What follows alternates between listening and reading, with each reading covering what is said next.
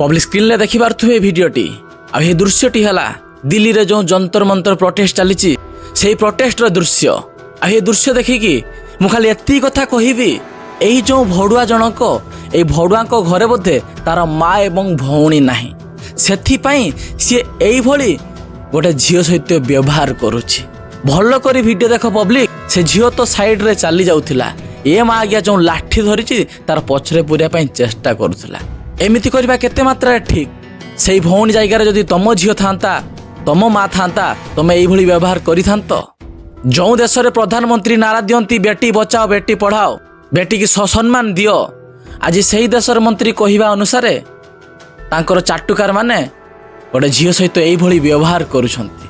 ता छड़ा तुम माने जो स्टूडेंट मानक सहित व्यवहार करुछ से माने स्टूडेंट्स ना कीट पतंग लाठी चार्ज करा जाए एई भली लाठी चार्ज करा जाए एमाने केवल लाठी चार्ज करू नाहंती एमानकर उद्देश्य एमानको जीवन रु हटेई दबा पई कहीं यूथ जते बेले एजुकेटेड हबो एई भली मंत्री मानकू आ राजगादी रे बसिया पई देबो नाही सेमानकर नाम आ निशान पूरा माटी रे मिसई दबो।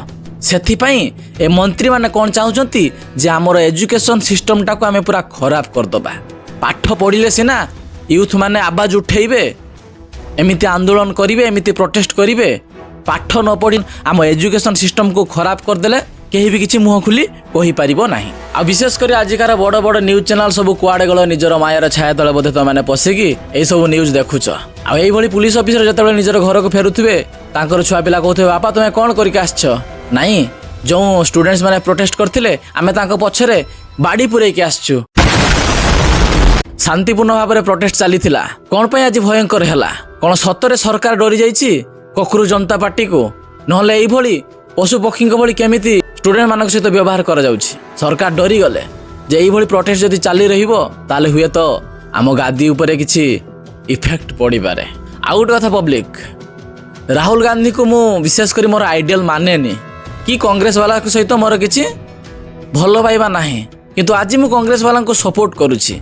स्क्रीन ले देखि पारथु ए दृश्य को राहुल गांधी मध्य जाइथिले सेटिकी प्रोटेस्ट पई किंतु ताको केमिति टणा घोषणा करा जाउछि देखि पारथु पब्लिक। आज यूथ तेजी नाही जते बेले यूथ माने सत सह लढ़िया पई सिखि जिवे ना सेते बेले लाठी चार्ज आ काम करिवोनी प्रत्येक जायगार जते बेले अटैक हबो सेते बेले जानि पारिबो यूथ रो पावर कोन।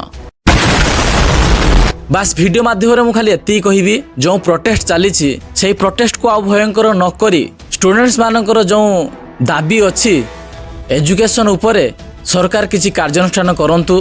बीजेपी सरकार रहिला परे भी जदि पेपर लीक हो जाउछि ताहले आ काहा कोन कहिबो एठी तो जहा को देखियो देखो सबु मा गया एक एठी स्टूडेंट्स मानकर भविष्य सह खेला जाउछि राजनीति नाम रे हिंदू मुस्लिम करा जाउछि ए सबु बंद कर नहने फलाफल बहुत भयंकर हबो। तो आज एतिकी जय हिंद वंदे मातरम।